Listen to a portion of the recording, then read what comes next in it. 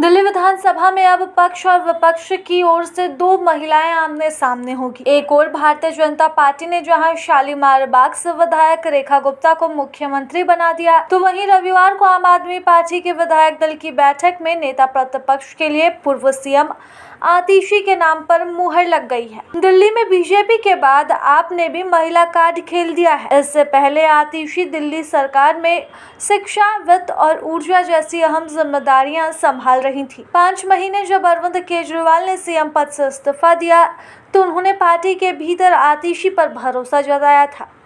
पिछले साल सितंबर में आतिशी ने सीएम पद की शपथ ली थी और सिर्फ 5 महीने में ही वह विपक्ष के नेता की भूमिका निभाने के लिए तैयार हो गई। बतौर मुख्यमंत्री आतिशी के कामकाज के चलते पार्टी के भीतर भी उनका कद बढ़ा। इसके अलावा विधानसभा चुनाव में जब अरविंद केजरीवाल, मनीष सिसोदिया और सौरभ भारद्वाज जैसे पार्टी के दिग्गज नेताओं को हार का सामना करना पड़ा, तब आतिशी अपनी सीट बचाने में कामयाब रही। बीजेपी पहले ही महिला सशक्तिकरण के मुद्दे को जोर शोर से उठाती रही है। दिल्ली विधानसभा चुनाव में सभी पार्टियों ने महिलाओं के लिए कल्याणकारी योजनाओं का वादा किया था। बीजेपी ने महिलाओं के लिए महिला सम्मान योजना का ऐलान किया है, तो वहीं दिल्ली की मुख्यमंत्री रेखा गुप्ता ने शनिवार को आगामी बजट को लेकर भी एक अहम बैठक बुलाई। इस बैठक में दिल्ली में होने वाले आगामी बजट सत्र को लेकर अधिकारियों के साथ चर्चा की गई।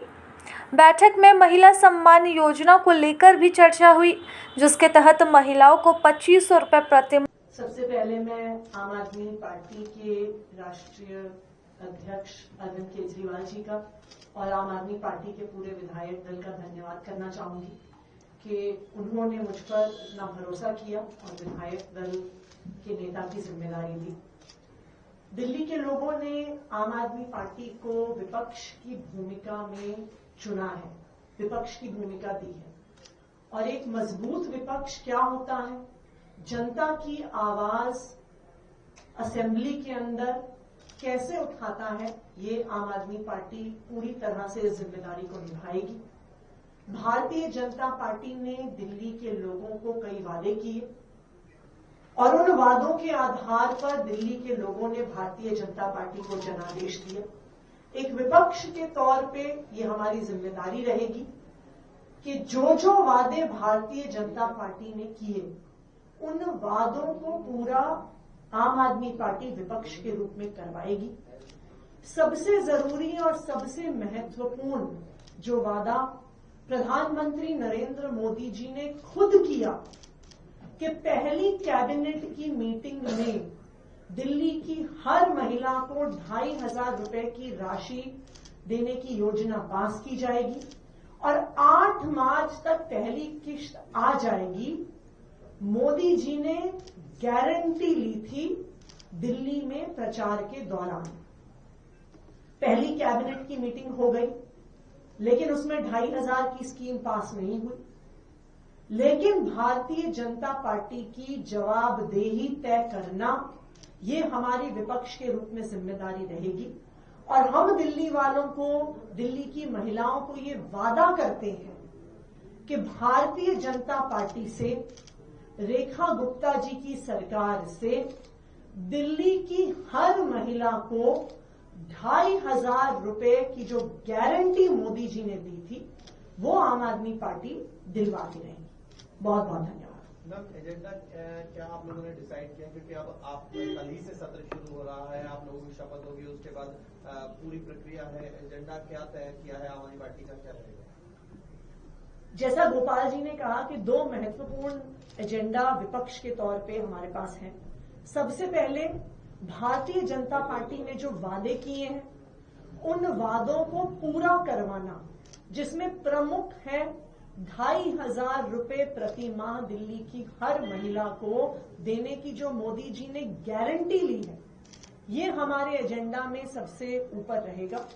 दूसरा, ऐसा सुनने में आया है भारतीय जनता पार्टी की सरकार के मंत्रियों के बयानों से कि आम आदमी पार्टी की सरकार ने, अरविंद केजरीवाल जी ने जो काम किए हैं, उन कामों को बंद कराने की अगर कोशिश की जाएगी। अभी स्वास्थ्य मंत्री का एक बयान भी आया था कि कई सारे मोहल्ला क्लिनिक बंद करवाए जाएंगे तो दिल्ली वालों का कहीं पर भी कोई अहित ना हो, इसके लिए आम आदमी पार्टी के सारे विधायक, चाहे असेंबली के अंदर चाहे सड़कों पर, हम दिल्ली वालों के हक के लिए लड़ते रहेंगे। 14 सीएजी रिपोर्ट्स की बात हो रही है, कह रहे हैं कि इसी सेशन में जैसे होस्ट होगा उसके बाद लाएंगे। क्या आम आदमी पार्टी सरकार के लिए से मुश्किल बढ़ सकती है और आप विधानसभा में स्ट्रैटेजी क्या होगी?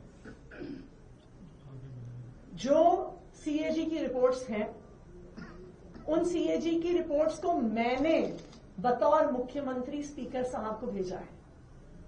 तो ये जो फैलाया जा रहा है कि भारतीय जनता पार्टी ने निर्णय लिया है, ये सीएजी रिपोर्ट्स चुनाव से पहले ही दिल्ली विधानसभा एक सील्ड एनवेलप में चली गई थी। ये सीएजी रिपोर्ट्स पहले हाउस में प्रस्तुत होनी ही थी। तो इसलिए भारतीय जनता पार्टी जो ये भ्रम फैलाने की कोशिश कर रही है कि उन्होंने फैसला लिया है, वो रिपोर्ट्स प्रस्तुत करेंगे, ये बिल्कुल भ्रामक है।